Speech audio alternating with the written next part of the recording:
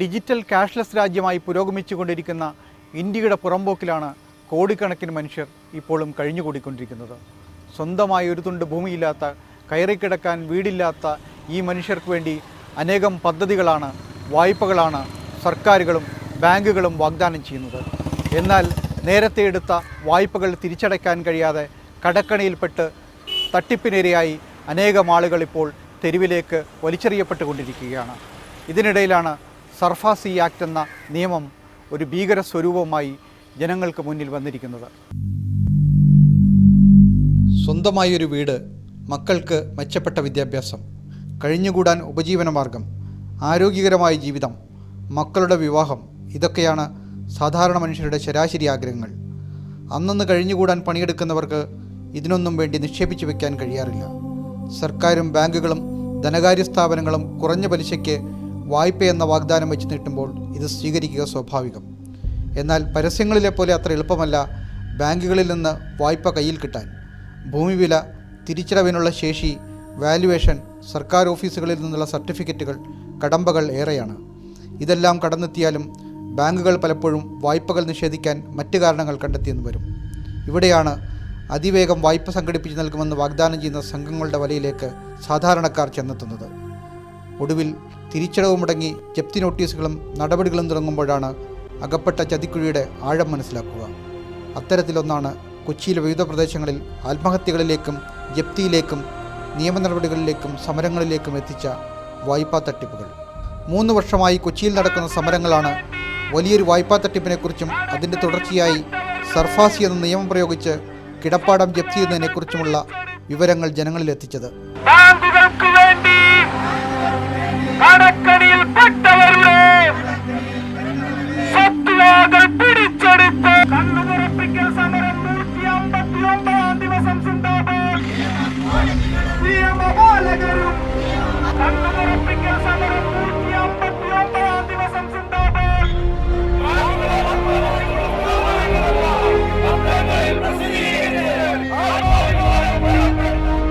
വീട് നിർമ്മാണം, ചികിത്സ, മക്കളുടെയോ ബന്ധുക്കളുടെ വിവാഹം, ചെറുകിട കച്ചവടം തുടങ്ങിയ ആവശ്യങ്ങൾക്ക് വേണ്ടിയായിരുന്നു ഇവരെല്ലാം ബാങ്കുകളെ സമീപിച്ചത്. 3, 5, 10 സെൻറ്റ് ഭൂമി മാത്രം സ്വന്തമായുള്ളവർ. എന്നാൽ അന്നന്നത്തെ അത്താഴത്തിന് വേണ്ടി പണിയെടുക്കുന്ന ഇവർക്ക് വായ്പ ലഭിക്കുക എളുപ്പമായിരുന്നില്ല. തിരിച്ചടവിന് പ്രാപ്തിയില്ല എന്നതായിരുന്നു ബാങ്ക് മാനേജർമാർ പറഞ്ഞ ന്യായം. എന്നാൽ ഇതിന് വഴി ചൂണ്ടിക്കാട്ടിയാണ് വായ്പ തരപ്പെടുത്തി കൊടുക്കുന്ന സംഘം രംഗത്തെത്തിയത്. വസ്തുവിൻ്റെ ആധാരങ്ങൾ അവരുടെ പേരിലേക്ക് മാറ്റി നൽകിയാൽ ആവശ്യമുള്ള പണം നൽകാമെന്ന് അവർ വാഗ്ദാനം ചെയ്തു. വിശാലമായ രീതിയിൽ ഇതിൻ്റെ തട്ടിപ്പ് നടന്നിട്ടുള്ള ഒരു സംഭവം നമ്മുടെ അങ്ങനെ ഇപ്പോൾ വല്ലാർപാടം ദ്വീപിൽ തന്നെ 11-12 കുടുംബങ്ങൾ, അതുപോലെ മറ്റ് എറണാകുളം ജില്ലയിലെ വിവിധ ഭാഗങ്ങളിൽ 2, 3, 4 കുടുംബങ്ങളൊക്കെ ഉണ്ട്. അപ്പോൾ ഇത്തരം വിഷയങ്ങൾ വിശാലമായി 3 വർഷമായി നീണ്ടു നിൽക്കുന്ന ഒരു സമരമായിരുന്നു. അന്ന് പ്രത്യക്ഷമായി സമരം തുടങ്ങി. കൊച്ചി വല്ലാർപാടം സ്വദേശിയായ സുശീലയ്ക്ക് കാഴ്ച മങ്ങിത്തുടങ്ങിയപ്പോൾ ശസ്ത്രക്രിയ വേണമെന്ന് ഡോക്ടർമാർ നിർദ്ദേശിച്ചു. അതിനു വേണ്ടി വരുന്ന 50,000 രൂപ കണ്ടെത്താൻ പല വഴികളും തേടി. ഈ ദലിത് കുടുംബത്തിന് ആകെയുള്ള 10 സെൻറ്റ് 3ആയി ഭാഗിച്ചപ്പോൾ പൊട്ടിപ്പൊളിഞ്ഞ വീടിൻ്റെ ഒരു ഭാഗവും 3 സെൻറ്റ് ഭൂമിയും സുശീലയ്ക്ക് ലഭിച്ചു. ഇത് ബാങ്കിൽ പണയപ്പെടുത്തി വായ്പ എടുക്കാനുള്ള ശ്രമം വിജയിച്ചില്ല. എനിക്ക് കണ്ണിലൊരു കുരു വന്നു. അപ്പോൾ അത് ഓപ്പറേഷൻ ചെയ്യണം, മെഡിക്കൽ കോളേജിൽ ചെയ്യണമെന്ന് പറഞ്ഞു. പോകാൻ പൈസ ഇല്ല, ആരെങ്കിലും കൊണ്ടുപോകണമില്ല, ഞാൻ ഒറ്റക്കാണ് കൊണ്ടുപോകാനായിട്ട്. അപ്പോൾ 50,000 രൂപ വേണം. അനിയൻ അന്വേഷിച്ച് നടന്നപ്പോൾ ഏജൊക്കെ കാരണം അവർ തരൂലെന്ന് പറഞ്ഞു. അനിയനും വേണം ഒരു 50,000 രൂപ. അങ്ങനെ ഞങ്ങൾ അനിയൻ വല്ലാർപുറത്ത് പണിക്ക് പോകും. അപ്പോൾ അവിടെ വെച്ച് ഒരു ബോർഡ് കണ്ടപ്പോൾ ഒന്നിച്ചും പറഞ്ഞു പൈസ എത്ര വേണമെങ്കിലും തരും, പക്ഷേ തിരിച്ച് കിട്ടിയാൽ മതി എന്ന് പറഞ്ഞു. സ്ഥലം അവരുടെ പേരിലേക്ക് താൽക്കാലികമായി എഴുതി കൊടുത്താൽ ആവശ്യമായ പണം വായ്പയായി സംഘടിപ്പിച്ചു നൽകും. വായ്പാ തുക തവണകളായി നൽകിയാൽ അടച്ചു തീരുന്നതോടെ ആധാരം തിരിച്ചു നൽകുമെന്ന ഉറപ്പ് വിശ്വസിച്ച സുശീല സ്ഥലം എഴുതി നൽകി 50,000 രൂപ കൈപ്പറ്റി. സഹോദരൻ PK ഗോപിയും 50,000 രൂപ വാങ്ങി. പിന്നെ സംഭവിച്ചത് ഇതാണ്. അപ്പം ഞാൻ അബാദിൽ പണിക്ക് പോയി. ഞാൻ 50,000 രൂപ എടുത്തു, അനിയനും എടുത്തു. 100 രൂപ വെച്ച് ഞങ്ങൾ 3 കൊല്ലം കിട്ടി. അവസാനം ഞങ്ങൾ പട്ടയം ചോദിച്ചപ്പോൾ പറഞ്ഞു സർഫാസിൽ പെട്ടുപോയി, കിട്ടാൻ പറ്റില്ലെന്ന്. 10 സെൻറ്റ് സ്ഥലവും വീടും ജപ്തി ചെയ്യാനുള്ള ഉത്തരവ് കയ്യിൽ കിട്ടിയപ്പോഴാണ് താൻ 25 ലക്ഷം രൂപയുടെ കടബാധ്യതക്കാരിയാണെന്ന് തിരിച്ചറിഞ്ഞത്. വീട് വാർക്കാൻ 50,000 രൂപ വാങ്ങിയ ഗോപിയുടെ ഭൂമി പണയം വെച്ച് വായ്പാ തട്ടിപ്പ് സംഘം കൈയടക്കിയത് 19 ലക്ഷം രൂപയായിരുന്നു. ദിവസവും 100 രൂപ വെച്ച് കൊടുക്കുന്നുണ്ട്. അപ്പം ഞാൻ അനിയത്തിയും പണിക്ക് പോകുന്നുണ്ട്, എറണാകുളത്ത്. അനിയനും പണിക്ക് പോകുന്നുണ്ട്. അവർ ഞാൻ കൊടുക്കും, അവർ അനിയൻ കൊണ്ട് കൊടുക്കും. അങ്ങനെ ഞങ്ങൾ കൊടുത്ത് ഇടക്ക് വരില്ല. പിന്നെ 2 പിള്ളേരെ വിടുമായിരുന്നു. അങ്ങനെ വിട്ടും ഞങ്ങൾ 3 കൊല്ലം തികച്ചു കഴിഞ്ഞപ്പോൾ ചോദിച്ചപ്പോൾ പറഞ്ഞ് ഞങ്ങൾ 25 ലക്ഷത്തിന് വെച്ചെന്ന്. പിന്നെ ഞങ്ങളെങ്ങനെ എടുക്കാനാണ് 25? 50,000 ഒരു 5 ലക്ഷം വരുന്നെങ്കിൽ ഞാൻ ഉപേക്ഷിച്ച് കളഞ്ഞു. സുശീലയുടെ അയൽക്കാരനായ അശോകൻ മകളുടെ വിവാഹത്തിനാണ് സഹകരണ ബാങ്ക് ഉൾപ്പെടെയുള്ള സ്ഥാപനങ്ങളെ വായ്പയ്ക്കായി സമീപിച്ചത്. ചേട്ടന് 60 വയസ്സായി. പിന്നെ മക്കളില്ല, പെൺപിള്ളേരാണ്. അപ്പോൾ അവരെ കല്യാണം കഴിച്ചാൽ പിന്നെ കടവാരി വീട്ടുമെന്നുള്ള. എന്നാൽ സഹായിക്കാനെത്തിയ വായ്പാ സംഘം 3 സെൻറ്റ് ഭൂമി സ്വന്തം പേരിലാക്കി മറ്റൊരാളുടെ ഭൂമിയുമായി ചേർത്ത് ഫെഡറൽ ബാങ്കിൻ്റെ പേട്ട ശാഖയിൽ നിന്ന് തട്ടിയെടുത്തത് 55 ലക്ഷം രൂപയാണ്. ക്ലബിംഗ് ലോൺ എന്നാണ് ഇതിൻ്റെ പേര്. 3 ലക്ഷം ചോദിച്ചിട്ട് ഞങ്ങൾക്ക് 2,80,000 രൂപ തന്നു. അതപ്പോൾ ഈ വിമൽകുമാറും ബാബുരാജും കൂടിയാണ് ഇവിടെ വന്നത്. തന്ന് പൈസ മാസം 2,500 വെച്ച് അടക്കാൻ പറഞ്ഞു. ഞങ്ങളുടെ ഈ പൈസ അടച്ചു തീരുമ്പോൾ നിങ്ങളുടെ ആധാരം നിങ്ങൾ തിരിച്ചു തന്നേക്കാന്ന് പറഞ്ഞിട്ട് അങ്ങനെ പറഞ്ഞ് ഞങ്ങൾ പൈസ തന്നു. അങ്ങനെ ഞങ്ങളുടെ കടമൊക്കെ വീടി ഇതായി. പിന്നെ അത് കഴിഞ്ഞ് കല്യാണം കഴിഞ്ഞ് 2 മാസം കഴിയുമ്പോൾ ചേട്ടൻ മരിച്ചു. വായ്പ ലഭിക്കാൻ തട്ടിപ്പ് സംഘത്തിന് എഴുതി കൊടുത്ത വീട്ടിൽ വാടക കരാർ എഴുതി വാടകക്കാരായാണ് ഈ കുടുംബം ഇപ്പോൾ കഴിയുന്നത്. പണി പൂർത്തിയാകാത്ത ചെറിയ വീട്ടിലാണ് കൂലിപ്പണിക്കാരനായ AS മുരളീധരനും കുടുംബവും കഴിയുന്നത്. ഭാര്യ സഹോദരൻ്റെ മകളുടെ വിവാഹത്തിനു വേണ്ടി ബാങ്ക് വായ്പയ്ക്ക് ശ്രമിച്ചെങ്കിലും നടന്നില്ല. അപ്പോഴാണ് ഇബ്രാഹിം പള്ളിത്തറയും ഷാജഹാനും രക്ഷയ്ക്കെത്തിയത്. മുരളിക്ക് ആകെ ലഭിച്ചത് 2,80,000 രൂപ. വിട്രിഫൈഡ് ടൈലിട്ട ചുറ്റുമതിലുള്ള വീടാണെന്ന് കാട്ടി 15 ലക്ഷം രൂപ സെൻട്രൽ ബാങ്കിൻ്റെ പെരുമാനൂർ ശാഖയിൽ നിന്ന് തട്ടിയെടുത്തെന്ന് വീട്ടുകാരറിഞ്ഞത് ജപ്തി നടപടിക്കായി ബാങ്ക് അധികൃതർ പോലീസുമായി എത്തിയപ്പോൾ. 15 ലക്ഷം രൂപയുടെ വായ്പാ ബാധ്യത വന്നതിനെ തുടർന്ന് വീട് ജപ്തി ചെയ്യാനെത്തിയ സംഘം ഇവരുടെ വീടിൻ്റെ അവസ്ഥ കണ്ട് തിരിച്ചു പോവുകയാണുണ്ടായത്. വീടിൻ്റെ അവസ്ഥയും ശാരീരിക വെല്ലുവിളി നേരിടുന്ന മകനെയും 90 വയസ്സ് പിന്നിട്ട അമ്മയെയും തെരുവിലിറക്കേണ്ട ഗതികേടിലായ അധികൃതർ ജപ്തി ഉപേക്ഷിച്ച് മടങ്ങുകയായിരുന്നു.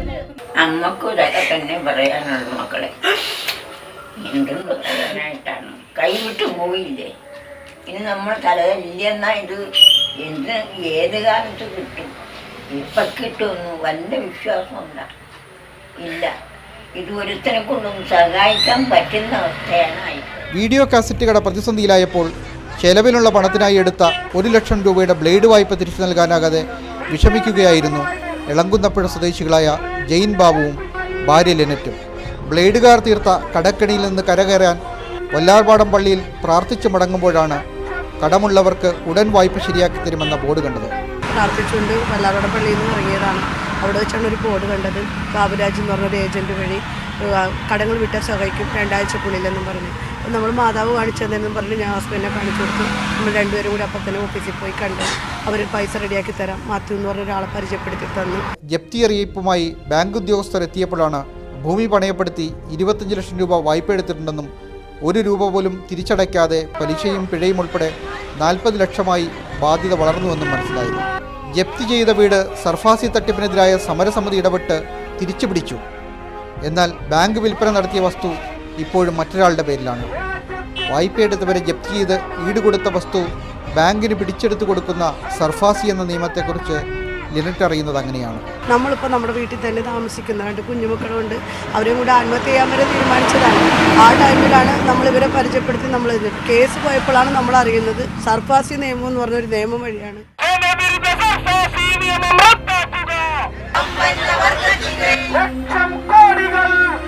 2009 വായ്പാ തട്ടിപ്പുകളുടെ ഇത്തരം കഥകൾ പുറത്തു വന്നു തുടങ്ങിയത്. ഗോശ്രീ പാലവും വല്ലാർപാടം കണ്ടെയ്നർ ടെർമിനലും എത്തിയതോടെ സ്ഥലവില കുതിച്ചുയർന്ന വല്ലാർപാടം മുളവുകാട് പനമ്പുകാട് പ്രദേശത്തു നിന്ന് നേരത്തെ തന്നെ തദ്ദേശവാസികളായ ദലിതരുൾപ്പെടെ നിരവധി കുടുംബങ്ങൾ ഭൂമി വിറ്റ് മറ്റു പ്രദേശങ്ങളിലേക്ക് മാറിയിരുന്നു. ഇവിടെ നിന്ന് തന്നെയാണ് 11 ദലിത് കുടുംബങ്ങൾ വായ്പാ തട്ടിപ്പിനിരയായ കേസുകൾ പുറത്തു വന്നത്.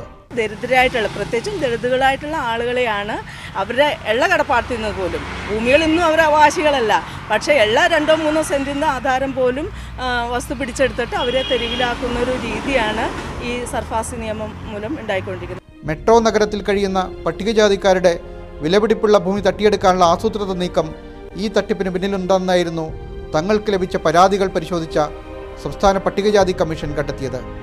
കുറ്റക്കാരെ ശിക്ഷിക്കാനും ഭൂമി നഷ്ടപ്പെട്ടവരെ പുനരധിവസിപ്പിക്കാനും നഷ്ടപരിഹാരം നൽകാനും നടപടി സ്വീകരിക്കണമെന്ന് കമ്മീഷൻ സർക്കാരിന് നിർദ്ദേശം നൽകിയിരുന്നു. 2013 കാക്കനാട് സ്വദേശി PC ബാബുവിൻ്റെ വീട് ജപ്തി ചെയ്യാനെത്തിയപ്പോഴാണ് ഇതൊരു സമരമായി മാറാൻ തുടങ്ങിയത്. അപ്പോഴേക്കും ബാങ്ക് വായ്പാ തട്ടിപ്പിൻ്റെ നിരവധി കഥകൾ പുറത്തു വന്നു തുടങ്ങി. അതെങ്ങനെയാണ് ജപ്തി വന്നത്, ഇവരെങ്ങനെയാണ് കടക്കണിയിൽ പെട്ടത്? അപ്പോൾ ഇവർ പറയുന്ന അവർക്ക് 28 ലക്ഷമാണ് എടുത്തേക്കുന്നത്. ഈ 28 ലക്ഷം അവർ പറഞ്ഞു ഞങ്ങൾ 28 ലക്ഷം എടുത്തിട്ടില്ല, അവിടെ ഞങ്ങൾക്ക് ആകെ കിട്ടിയത് 4 ലക്ഷമാണ്.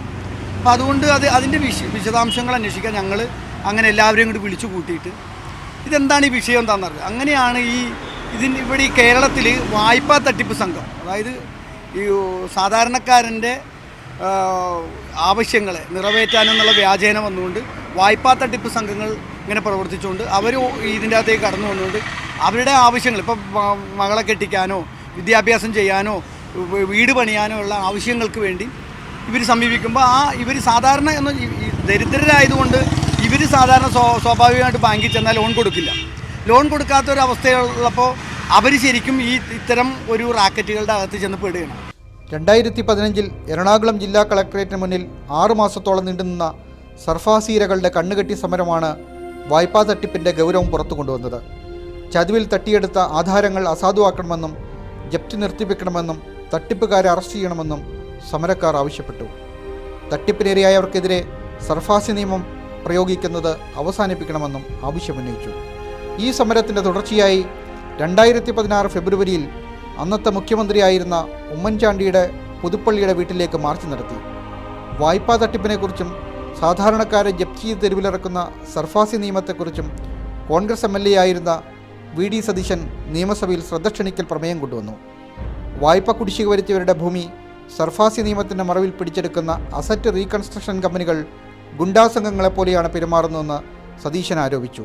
ഗുരുതരമായ പ്രശ്നമാണ് വായ്പാ തട്ടിപ്പും സർഫാസി നിയമവുമെന്ന് VD സതീശൻ പറയുന്നു. സർഫാസി ആക്ട് എന്ന് പറയുന്നത് ഒരു ജനവിരുദ്ധ നിയമമാണ്, ഒരു കരിനിയമമാണ്. സാധാരണക്കാരനെയും ഇടത്തരക്കാരനെയും അവൻ്റെ കിടപ്പാടം നഷ്ടപ്പെടുത്തുന്ന, അവനെ തെരുവിലേക്ക് വലിച്ചെറിയുന്ന ചേരികൾ ഉണ്ടാക്കുന്ന ഒരു നിയമമാണ്.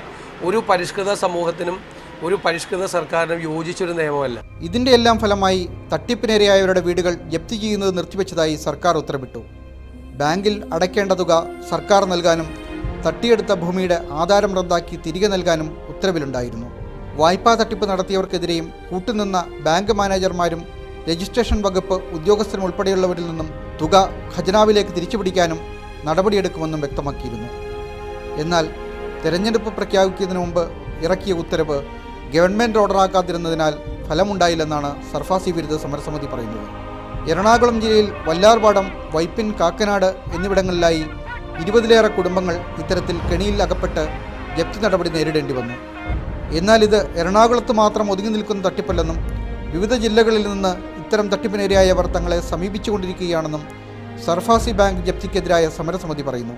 ഇപ്പോൾ ഞങ്ങൾ DRT കോടതിയിൽ തന്നെയുള്ള അവരുടെ രജിസ്റ്റർ എടുത്തുകൊണ്ട് വിവിധ ജില്ലകളിലുള്ള ഏതാണ്ട് ഏറ്റവും മിതമായ രീതിയിൽ കടം മേടിച്ചിട്ടുള്ള ആളുകൾ, വലിയ ആളുകൾ, ഇപ്പോൾ BMW കാറിന് ലോൺ എടുത്ത ആളുകളുടെ പ്രശ്നങ്ങൾ ഞങ്ങൾ പരിഹരിക്കാൻ വേണ്ടി ഞങ്ങൾ വെച്ചിരിക്കുന്നത് തന്നെ SC ST വിഭാഗങ്ങളുടെയും അതുപോലെ 25,000 രൂപയ്ക്ക് താഴെ വരുമാനമുള്ള ആളുകളുടെ കാര്യം പരിഹരിക്കണം. ഇല്ലെങ്കിൽ നമുക്കറിയാം കൃത്യമായി അത് ആരായിരിക്കും പിന്നെ അത് ദുരുപയോഗപ്പെടുത്തണമെന്ന് വളരെ വ്യക്തമായി അറിയാവുന്നതുകൊണ്ട് തന്നെ അങ്ങനെ ഒരു വ്യവസ്ഥ വെച്ചുകൊണ്ടാണ് നമ്മൾ. അതുകൊണ്ട് തന്നെ അങ്ങനെ കത്തുകൾ അയച്ചപ്പോൾ നിരവധി ആളുകൾ ഇന്ന് ബന്ധപ്പെടുകയും. സംസ്ഥാനത്തിൻ്റെ വിവിധ ഭാഗങ്ങളിൽ നിന്ന് ഡെപ്റ്റ് റിക്കവറി ട്രിബ്യൂണലിന് മുന്നിൽ തന്നെ വായ്പാ തട്ടിപ്പ് സംബന്ധിച്ച് 300-ലേറെ പരാതികൾ വന്നിട്ടുണ്ട്. പരാതികളുടെ എണ്ണം ഇനിയും ഉയരുമെന്നാണ് സൂചന. പല തട്ടിപ്പുകളും പുറത്തു വരാനിരിക്കുന്നതേയുള്ളൂ. LDF സർക്കാർ അധികാരത്തിൽ വന്ന ശേഷം CPM-ലെ M സ്വരാജും കോൺഗ്രസിലെ PT തോമസും സർഫാസി സമരത്തിൻ്റെ ദുരുപയോഗത്തെക്കുറിച്ചും അതിനെതിരെ നടക്കുന്ന സമരത്തെക്കുറിച്ചും നിയമസഭയിൽ സബ്മിഷനുകൾ അവതരിപ്പിച്ചു. ഈ നിയമം ദുരുപയോഗം ചെയ്തുകൊണ്ടാണ് ഇപ്പോൾ കേരളത്തിൽ തട്ടിപ്പ് നടക്കുന്നത്. രാജു പറഞ്ഞത് 100% ശരിയായ ഒരു വസ്തുതയാണ് സർ. വൻതുക ലോൺ എടുത്ത ശേഷം യഥാർത്ഥ സ്ഥലമുടമകൾക്ക് നിസ്സാര തുക മാത്രം നൽകി ബാക്കി തുക പ്രതികൾ കൈവശപ്പെടുത്തി. പ്രതികൾ കൈപ്പറ്റിയ ലോൺ തുകയുടെ പലിശയും മുതലും ബാങ്കിൽ തിരിച്ചടക്കാൻ സാധിക്കാത്തതുവഴി പരാതിക്കാരുടെ ഭൂമി ബാങ്ക് സർഫാസി നിയമപ്രകാരം ജപ്തി ചെയ്യാൻ നടപടി സ്വീകരിച്ചു. ഇത്തരത്തിൽ കബളിപ്പിക്കപ്പെട്ടവർ വല്ലാർപാടം ദ്വീപിൽ സമരം നടത്തി വരികയാണ്.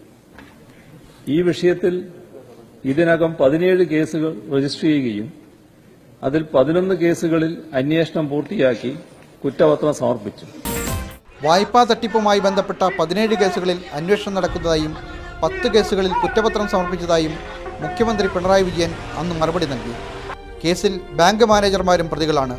ഇടനിലക്കാർ നടത്തിയ തട്ടിപ്പാണെങ്കിലും ഈട് നൽകിയ വസ്തുക്കളിൽ നിന്ന് ബാധ്യത ഈടാക്കാൻ സർഫാസി നിയമം ബാങ്കുകൾക്ക് അധികാരം നൽകുന്നുണ്ടെന്ന് മുഖ്യമന്ത്രി ഓർമ്മിപ്പിച്ചു. വായ്പാ തട്ടിപ്പിനും ജപ്തിക്കുമെതിരായ സമരമെന്നതിലുപരി സർഫാസി എന്ന ജനവിരുദ്ധ നിയമത്തിനെതിരായ സമരമായി ഇത് വ്യാപിപ്പിക്കുമെന്ന് സമരസമിതി പറയുന്നു. ഇപ്പോഴാണ് പല ആളുകൾക്കും സർഫാസി എന്ന് പറയുന്ന നിയമം ഇത് നമ്മുടെ രാജ്യത്തെ തന്നെ ആശ്രിതപ്പെടുത്തുന്ന അധിനിവേശം ചെയ്യിക്കുന്ന ഒരു നിയമമാണെന്ന്, ഈ നിയമം ഒരു രണ്ടാം സ്വാതന്ത്ര്യ സമരം എന്നുള്ള നിലയ്ക്ക് തന്നെ വികസിപ്പിച്ചെടുക്കേണ്ട ഒന്നാണെന്ന് മനസ്സിലാണ്. വായ്പാ തട്ടിപ്പാണ് സമരത്തിൻ്റെ കാതലെങ്കിലും ബാങ്ക് വായ്പ തിരിച്ചടയ്ക്കുന്നതിൽ 3 മാസം വീഴ്ച വരുത്തിയാൽ ഭൂമി തിരിച്ചെടുക്കാൻ ബാങ്കുകൾക്ക് അധികാരം നൽകുന്ന സർഫാസി നിയമത്തെക്കുറിച്ച് ഗൗരവമായ ചർച്ച ആവശ്യമായിരിക്കുന്നു. ആഗോളീകരണ ഉദാരവൽക്കരണ നയങ്ങൾ നടപ്പാക്കിയതോടെ ഇന്ത്യയിലെ ബാങ്കുകൾക്ക് മത്സരശേഷി എന്ന് പോരുന്ന തോന്നൽ കേന്ദ്ര സർക്കാരിനും ബാങ്കുകൾക്കുമുണ്ടായി. ഇതിൻ്റെ ഭാഗമായി നടന്ന പഠനങ്ങളുടെയും ചർച്ചകളുടെയും ഫലമായാണ് 2002 AB വാജ്പേയി പ്രധാനമന്ത്രിയായിരിക്കുമ്പോൾ സർഫാസി എന്ന Securitisation and Reconstruction of Financial Assets and Enforcement of Security Interest Act parliament പാസ്സാക്കുന്നത്.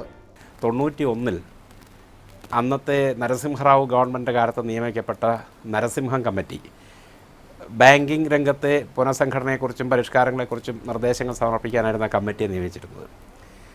ആ കമ്മിറ്റിയാണ് ആദ്യം ഈ തരത്തിൽ ഉള്ള ഒരു നിയമത്തെ സംബന്ധിച്ച് സംസാരിക്കുന്നത്. അപ്പോൾ ആ കമ്മിറ്റി ചൂണ്ടിക്കാണിച്ചത് വിദേശ ബാങ്കുകൾക്ക്, അന്തർദേശീയ ബാങ്കുകൾക്ക് അവരുടെ കിട്ടാക്കടങ്ങൾ ഈടാക്കുന്നതിനുള്ള വളരെ വേഗത്തിൽ ഈടാക്കുന്നതിനുള്ള സംവിധാനങ്ങളുണ്ട്. ഇന്ത്യയിൽ ഈ കാര്യത്തിൽ കാലതാമസം ഉണ്ടാകുന്നു, ഇത് ഇന്ത്യയിലെ ബാങ്കുകളുടെ ലാഭക്ഷമതയെ ബാധിക്കുന്നു എന്നൊക്കെയുള്ളതാണ് ചൂണ്ടിക്കാണിച്ചത്. തുടർന്ന് നരസിംഹത്തിൻ്റെ തന്നെ നേതൃത്വത്തിൽ രൂപീകരിക്കപ്പെട്ട രണ്ടാമത്തെ കമ്മിറ്റി ഇതേ ശുപാർശ ആവർത്തിച്ചു. പിന്നീട് ഗവൺമെൻറ് നിയമിച്ച അന്ത്യാർജുന കമ്മിറ്റിയുടെ റിപ്പോർട്ടിലും ഇതേ ശുപാർശയുണ്ട്. അപ്പോൾ ഈ ശുപാർശകളുടെയൊക്കെ ഒരു സാരാംശം എന്താണെന്ന് വെച്ചാൽ ഇന്ത്യയിൽ ബാങ്കുകൾക്ക് ഈ കാര്യത്തിൽ അന്തർദേശീയ ബാങ്കുകളുമായി താരതമ്യപ്പെടുത്തുമ്പോൾ ഒരു ലെവൽ പ്ലേയിങ് ഫീൽഡ് ഇല്ല എന്നുള്ളതാണ്. സർഫാസി നിയമം വായ്പാ തട്ടിപ്പിനിരയായവരെ മാത്രമല്ല ബാധിക്കുന്നത്, വസ്തുവകകൾ പണയം വെച്ച് വായ്പയെടുത്ത മുഴുവൻ ആളുകളെയും ബാധിക്കുന്ന നിയമമാണത്. 3 തവണയിലേറെയോ 1 ലക്ഷം രൂപയിലധികമോ തിരിച്ചടവിൽ കുടിശ്ശിക വരുത്തിയവരുടെ കടങ്ങൾ നിഷ്ക്രിയാസ്തിയായി മാറും. അതോടെ വസ്തുവകകൾ നേരിട്ട് പിടിച്ചെടുക്കാൻ നിയമം ബാങ്കുകൾക്ക് അനുവാദം നൽകുന്നു. വസ്തു ജപ്തി ചെയ്ത് ലേലം ചെയ്യാൻ ബാങ്കുകൾക്ക് കോടതിയുടെ അനുമതി ആവശ്യമില്ല. ബാങ്കിൻ്റെ റിക്കവറി നടപടികളെക്കുറിച്ച് പരാതികളുണ്ടെങ്കിൽ വായ്പ എടുത്തയാൾക്ക് ഡെപ്റ്റ് റിക്കവറി ട്രിബ്യൂണലിനെ സമീപിക്കാം. എറണാകുളം പനമ്പള്ളി നഗറിലുള്ള കേരള സംസ്ഥാന ഭവന നിർമ്മാണ ബോർഡിൻ്റെ 3 നിലകളിലായാണ് ഡെപ്റ്റ് റിക്കവറി ട്രിബ്യൂണൽ പ്രവർത്തിക്കുന്നത്. ബാങ്ക് വായ്പ എടുത്ത് കടക്കെണിയിലായ സാധാരണക്കാരിൽ നിന്ന് അവരുടെ വസ്തുവകകൾ പിടിച്ചെടുത്ത് ബാങ്കുകൾക്ക് തിരിച്ചു കൊടുക്കുക എന്ന ദൗത്യമാണ് DRTകൾക്കുള്ളത്. നേരത്തെ ജപ്തി നടപടികൾക്കെതിരെ കോടതിയെ സമീപിച്ച് ജപ്തി സ്റ്റേ ചെയ്യാനും കുടിശ്ശിക തവണകളായി അടച്ചു തീർക്കാനും വായ്പ എടുത്ത ആൾക്ക് കഴിയുമായിരുന്നു. എന്നാൽ DRTകൾ ഏറിയ കൂറും ഉപഭോക്താക്കൾക്ക് വേണ്ടിയല്ല പ്രവർത്തിക്കുന്നതെന്ന പരാതിയുണ്ട്. 93 DRT വരുന്നതിന് മുമ്പ് നമ്മൾ കാണുന്നത് ഡെറ്റ് റിലീഫാണ്, കട ആശ്വാസമാണ്, അല്ലെങ്കിൽ ഡെറ്റ് റിഡ്രസലാണ്, കട പരിഹാരമാണ്. പക്ഷേ ഈ അങ്ങനെ മനുഷ്യനോട് അനുകമ്പാർഹമായി സമീപിക്കുന്ന നിയമനിർമ്മിതികൾക്ക് പകരം ധനമൂലധനം തന്നെ, പണം തന്നെ ചരക്കായി മാറുന്നൊരു സമൂഹത്തിനകത്ത് ഇവിടെ വന്നുവിടുന്നത് ഡെറ്റ് റിക്കവറി ട്രിബ്യൂണൽ, അതായത് നിന്റെ പണം ഞങ്ങൾ പിടിച്ചെടുക്കുന്നു എന്ന് പറയുന്ന സ്ഥാപനങ്ങൾ വരികയാണ്. സർഫാസി നിയമത്തിൻ്റെ ജനവിരുദ്ധത എത്രമാത്രമെന്ന് വ്യക്തമാക്കുന്നതാണ് നിയമപ്രകാരം രൂപീകരിക്കപ്പെട്ട അസറ്റ് റീകൺസ്ട്രക്ഷൻ കമ്പനികൾ അഥവാ ARCകൾ. റിലയൻസിൻ്റേതുൾപ്പെടെ 14 ARCകൾക്കാണ് റിസർവ് ബാങ്ക് നേരത്തെ അംഗീകാരം നൽകിയത്. ബാങ്കുകൾ നിഷ്ക്രിയ ആസ്തികൾ ARCകൾക്ക് വിൽക്കുന്നു. ARCകൾ ഈ വസ്തുവകകൾ ഉടമകളിൽ നിന്ന് പിടിച്ചെടുത്ത് ലാഭമുണ്ടാക്കുന്നു. എന്തും വിപണിയാക്കി മാറ്റുന്ന പുതിയ സാഹചര്യമാണിത്. ഇതിൽ തന്നെ ഒരു കാര്യം വളരെ വ്യക്തമാണ്. അതായത് ധനകാര്യ സ്ഥാപനങ്ങൾ, രാജ്യത്തെ പൊതു ധനകാര്യ സ്ഥാപനങ്ങളുടെ താല്പര്യങ്ങൾ സംരക്ഷിക്കൽ എന്നുള്ള ഒരു ഉദ്ദേശ്യമല്ല ഇതിൻ്റെ പ്രാഥമിക ലക്ഷ്യം എന്നുള്ളത് വ്യക്തമാണ്. ഇവിടെ സംഭവിച്ചിരിക്കുന്നത് ധനകാര്യ സ്ഥാപനങ്ങളിൽ ഈടായി കൊടുത്തിരിക്കുന്ന ആസ്തികൾ, ആ ആസ്തികൾ സ്വാഭാവികമായിട്ടും ഇവിടെ കിട്ടാക്കടങ്ങളും മറ്റുമുണ്ടാവും. കിട്ടാക്കടങ്ങൾ തിരിച്ചു വരുമ്പോൾ അല്ലെങ്കിൽ കിട്ടാക്കടങ്ങൾ വരുമ്പോൾ ഈ ധനകാര്യ സ്ഥാപനങ്ങളുടെ ലാഭക്ഷമത പ്രശ്നമാവും. അപ്പോൾ ഈ തരത്തിലുള്ളൊരു സാഹചര്യം മുതലെടുത്തുകൊണ്ട് കിട്ടാക്കടങ്ങളുടെ ഒരു പുതിയ വിപണി ഉണ്ടാക്കുക എന്നുള്ളതാണ് ഇവിടുത്തെ പ്രാഥമികമായ ലക്ഷ്യം. കുടിശ്ശിക വരുത്തിയ വായ്പകൾ ARCക്ക് വിൽക്കുന്ന രീതി പുതിയ കച്ചവട സാധ്യതകളാണ് തുറക്കുന്നത്. വായ്പകൾ തിരിച്ചടയ്ക്കാത്തത് മൂലം നിഷ്ക്രിയാസ്തി വർദ്ധിക്കുന്നത് ബാങ്കുകളുടെ മത്സരക്ഷമത ഇല്ലാതാക്കുന്നു എന്നതാണ് സർഫാസി നിയമം കൊണ്ടുവരാൻ പറഞ്ഞ ഒരു ന്യായം. കോർപ്പറേറ്റ് കമ്പനി മുതലാളിമാർക്ക് അവരുടെ കടം കിട്ടാക്കടമായി എഴുതി തള്ളുകയും അവരിൽ നിന്നത് ഈടാക്കാൻ വേണ്ടിയിട്ടുള്ള യാതൊരു നടപടികളും സ്വീകരിക്കാതിരിക്കുക. ഇപ്പോൾ തന്നെ ഈ നോട്ട് പിൻവലിച്ച് ജനങ്ങൾ പ്രയാസപ്പെട്ട് നിൽക്കുന്ന സമയത്ത് 7200 കോടി രൂപയുടെ കിട്ടാക്കടമാണ് വൻകിടക്കാരുടെ എഴുതി തള്ളിയത്. അതേ സമയത്ത് 3 സെൻറ്റുകാരനെയും 5 സെൻറ്റുകാരനെയും 10 സെൻറ്റുകാരനെയും വഴിയാധാരമാക്കുന്ന നടപടിയുമായി സർഫാസി ആക്ട് നിൽക്കുകയാണ്. ഈ സർഫാസി ആക്ട് കൊണ്ട് ഏതെങ്കിലും ഒരു ഉന്നതനെ, ഇന്ത്യയിലെ ഏതെങ്കിലും ഒരു ഉന്നതനെ ജയിലിൽ കൊണ്ടുവന്നിട്ടോ അവൻ്റെ കിടപ്പാടം പിടിച്ചെടുത്തായിട്ടോ ഒന്നും നമുക്ക് ഇതുവരെ യാതൊരു ഇൻഫർമേഷനും ഇല്ല. വല്ലാർപാടത്ത് വായ്പാ തട്ടിപ്പിനും സർഫാസി നിയമത്തിനും എതിരായ സമരം നടത്തുന്നത് ജപ്തിക്കിരയായവരും അവരെ സഹായിക്കുന്ന ഒരു കൂട്ടം മനുഷ്യാവകാശ പ്രവർത്തകരുമാണ്. ഇപ്പോൾ നടക്കുന്നത് ഭരണകൂടത്തിൻ്റെയും ജനങ്ങളുടെയും കണ്ണു തുറപ്പിക്കുന്നതിന് വേണ്ടിയുള്ള സമരമാണ്. വായ്പകൾ എടുക്കുകയും കൃത്യസമയത്ത് തിരിച്ചടയ്ക്കാൻ കഴിയാതെ കടക്കണിയിൽ വീഴുകയും ചെയ്യുന്നവരുടെ എണ്ണം കൂടുതലുള്ള സംസ്ഥാനമാണ് കേരളം. ഇപ്പോൾ സമരം ചെയ്യുന്നവരുടെ മാത്രം പ്രശ്നമല്ല വായ്പാ തട്ടിപ്പും സർഫാസിയുമെന്നും ചുരുക്കം. കടക്കണിയിൽ വീഴുന്നവരുടെ രക്ഷയ്ക്ക് വേണ്ടി കടാശ്വാസവും കടമെഴുതിത്തള്ളലും പോലുള്ള നടപടികൾ സ്വീകരിച്ചിരുന്ന കാലത്ത് നിന്ന് വായ്പ തിരിച്ചടവ് മുടങ്ങിയാൽ അന്തിയുറങ്ങുന്ന വീട് ജപ്തി ചെയ്ത് വായ്പയെടുത്തവരെ തെരുവിലേക്ക് വലിച്ചെറിയുന്ന കാലത്തിലേക്കുള്ള മാറ്റമാണ് സർഫാസി പോലുള്ള നിയമങ്ങൾ. എപ്പോൾ തെരുവിലേക്ക് ഇറങ്ങേണ്ടി വരുമെന്ന ഭീതിയിൽ കഴിയുന്ന മനോന്മണിയെപ്പോലുള്ളവരുടെ സങ്കടങ്ങൾ ഭരണകൂടത്തിൻ്റെയും പൗരസമൂഹത്തിൻ്റെയും കണ്ണു തുറപ്പിക്കുമെന്ന് തന്നെ നമുക്ക് പ്രതീക്ഷിക്കാം. ഞങ്ങൾക്ക് വീടിപ്പോൾ എൻ്റെയും മോനെയും കൊണ്ട് പോകാൻ ഒരിടവില്ല. പോയിട്ടുണ്ടെങ്കിൽ ഈ പാടാത്തൊരു കൊച്ചാണ് ഇറങ്ങിയിട്ട് തെരുവിന് കിടക്കുന്നുണ്ട്. അതുപോലെ എൻ്റെ മക്കൾ രണ്ടുപേരും എപ്പോഴും അമ്മച്ചി ചത്തുപോയാലും കൂടി ഈ ശാപം തീരുമെന്ന് പറഞ്ഞാൽ അത്ര നെഞ്ചി പൊട്ടി നിൽക്കണം. എൻ്റെ മോനെ കൊണ്ട് ഇനി പറയാനൊന്നുമില്ല. അത്ര വേദന സഹിച്ചു നടക്കുകയാണ്.